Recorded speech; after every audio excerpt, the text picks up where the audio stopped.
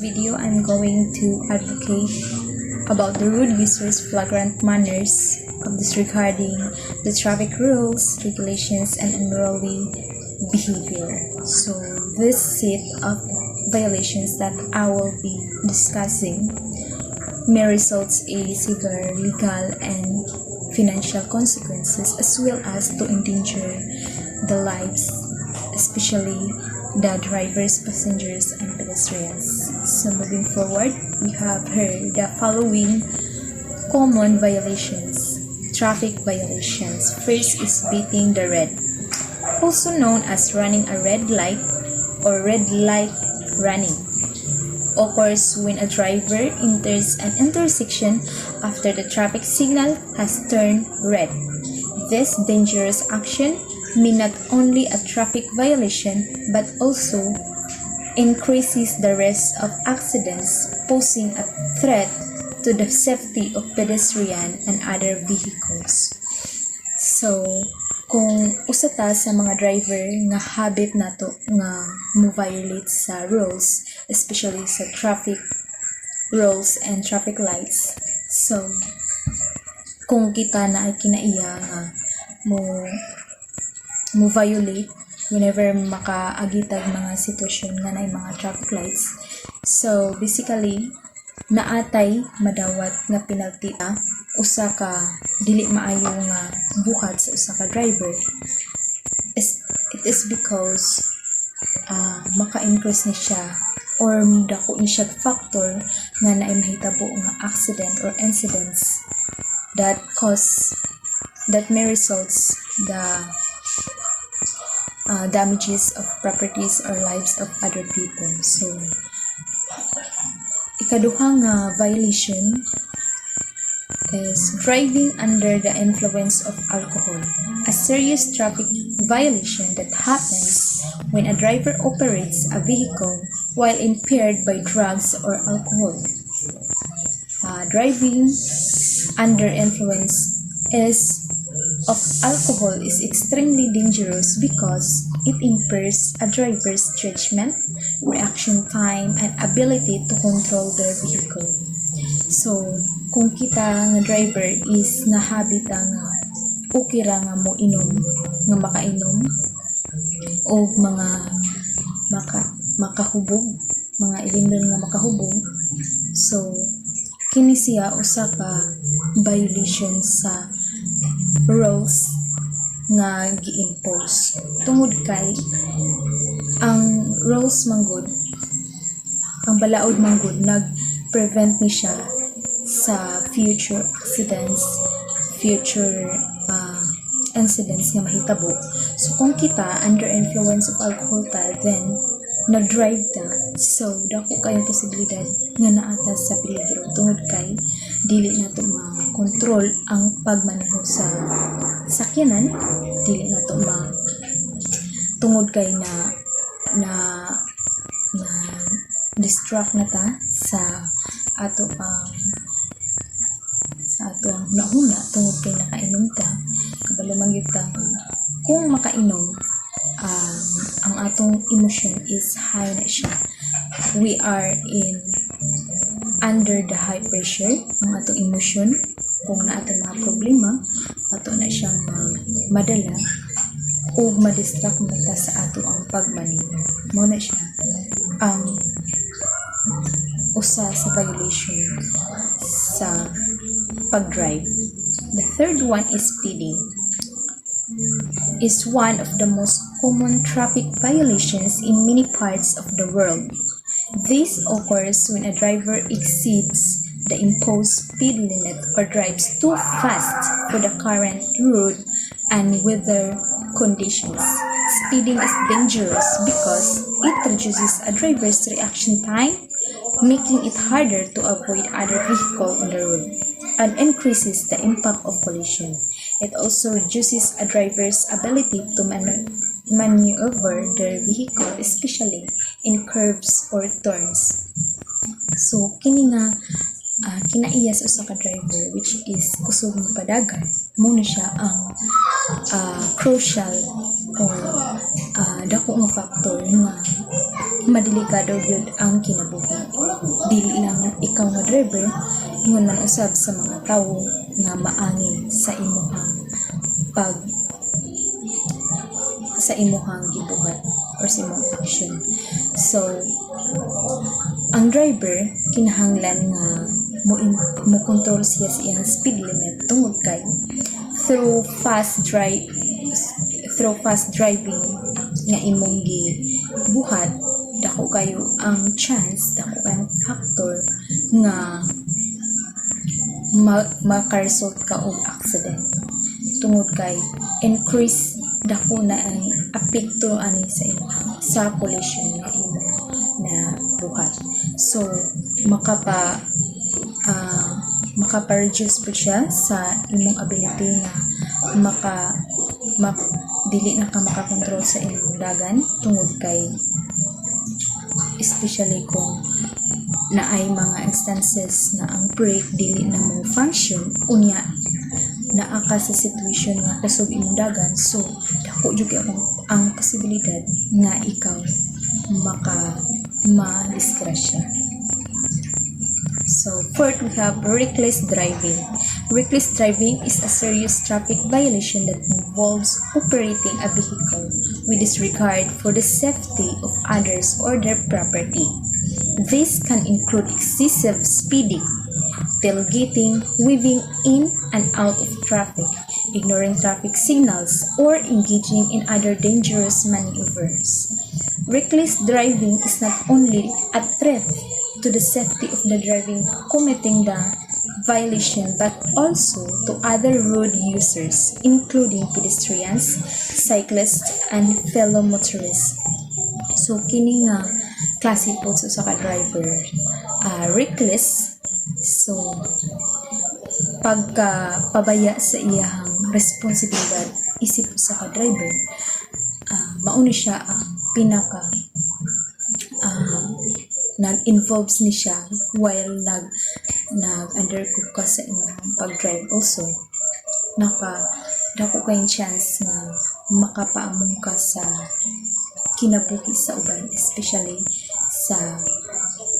sa imuhang kapwa drivers, sa mga pedestrians or sa property sa mga tao. Kay dako kayong chance na madisgrasya ka tungod kay wala na-distract na ka or naakay laing ginabuhat while nag-drive ka, which is wala nimo gi-priority imong pag-drive. So mauni siya ang kinahanglan nga imong i-prevent or imong i-change tungod kay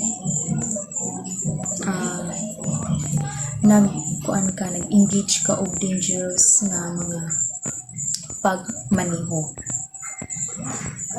So, fifth, we have not using seatbelt. Not using a seatbelt is considered a traffic violation in many countries, and it can result in a fine or penalty. Seatbelts are designed to secure occupants in their seats and reduce the risk of injury or death in the event of a collision. In most jurisdictions, seatbelt laws mandate that drivers and passengers of all ages must wear seatbelts. So, kung ikaw, sa ka-driver, you have to dapat responsible ka nga mo take part, especially para ma-prevent ang posible accident. So, kining pagtaod og seatbelt, usan siya ka pinaka necessary nga imong buhaton, dili lang kay ikaw, imong usab na mga pasahero or kaubanan nimo sa pagmaneho or sa pag-travel. Tungod kay kung makitaan ka sa mga enforcers or sa mga authoritative na mga tao, mga PNP, so makita nila nga wala nang gitaod na adyo kay madawat or mabayad nga fines or penalty. Tungod kay ang purpose sa seatbelt is to secure is secure in kaugalingon. Kung na instances na na mga factor nga makakuan ka nga madisgrasya ka or ma-injury ka na ang mga incidents nga mahitabo. So ang seatbelt ako kaayo siya katabang nimo para dili ka ma-injury or di ka makadawat og major injuries. So ikalima na nga violation. So 6, we have driving without license. It is when an individual operates a motor vehicle without possessing a valid driver's license. These include driving with an expired, suspended, or revoked license or never having obtained one in the first place.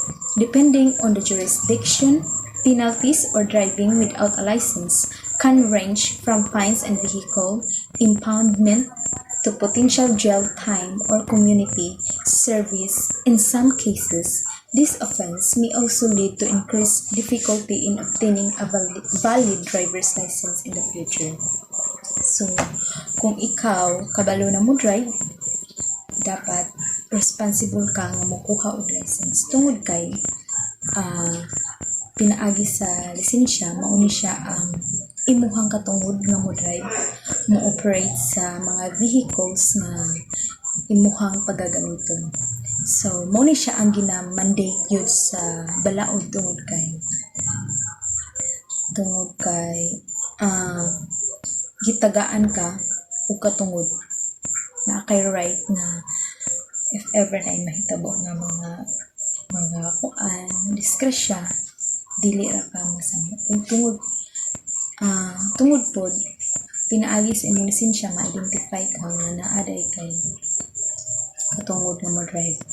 And also dapat gyud na kay ug madakpan ka sa mga enforcers o di ba ka sa mga pulis na wala kay lisensya,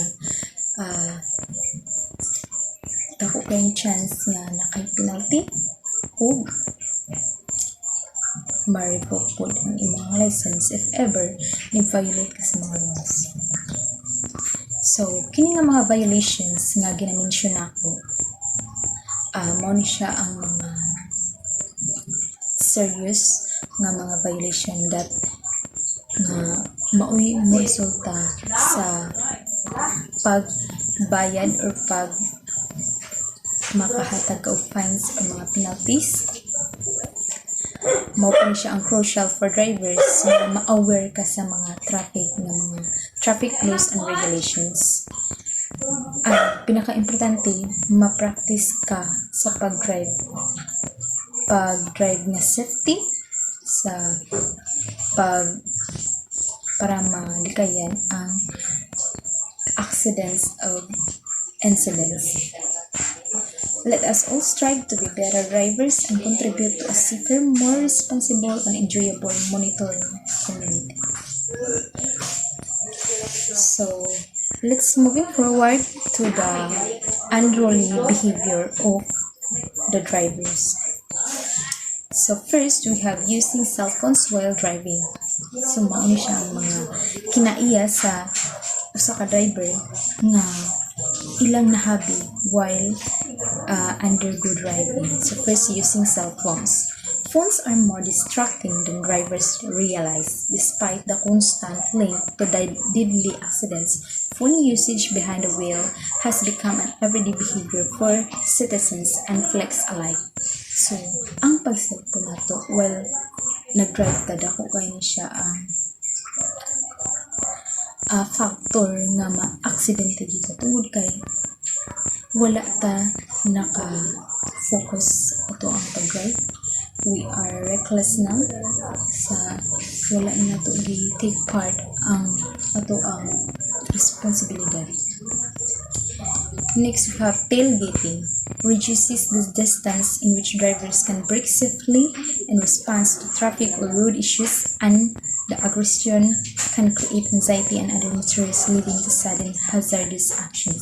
So, kining tailgating is mauni siya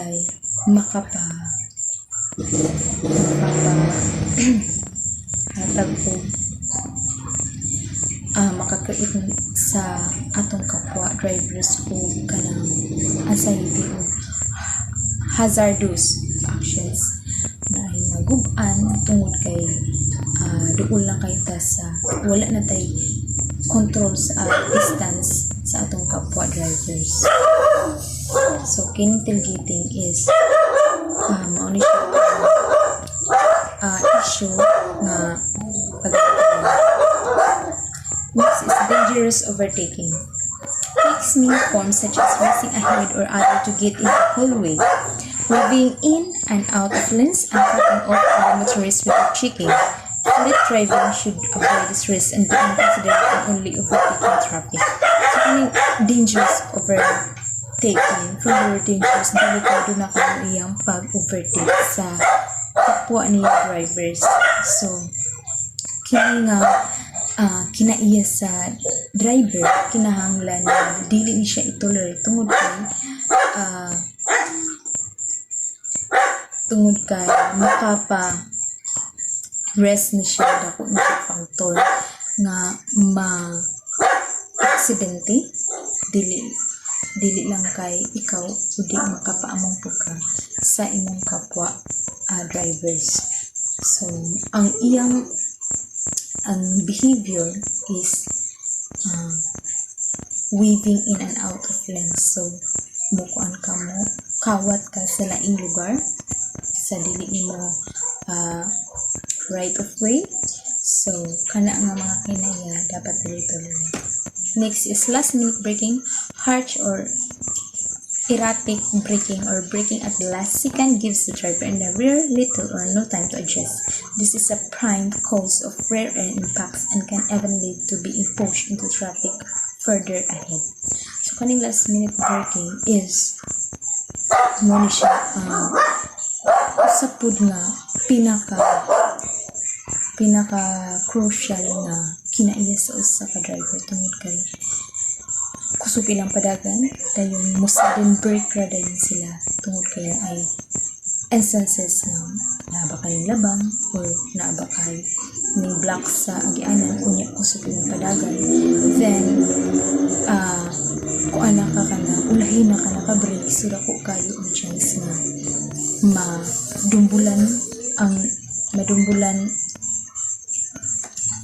ang nasa likod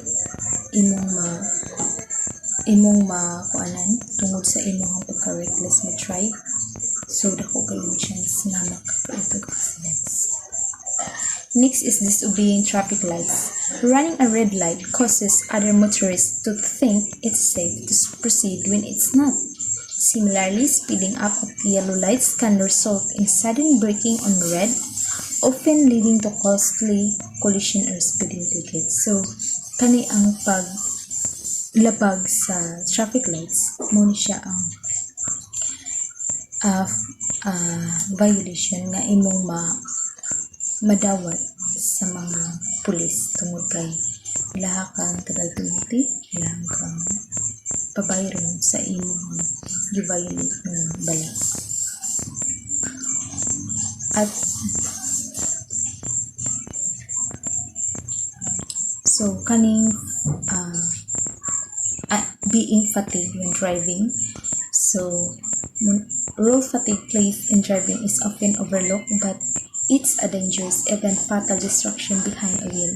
For fleets, it's a well-recognized crisis. Drivers on long, monotonous journeys find it hard to maintain alertness. Fleet drivers should take brief naps if necessary or pull over to take a short mid-ride nap on longer trips.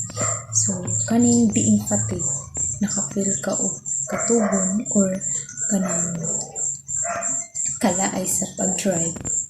So, dapat ang imong buhaton as driver is musit aside sa ka, mahuway sa ka o mo take a snap sa ka para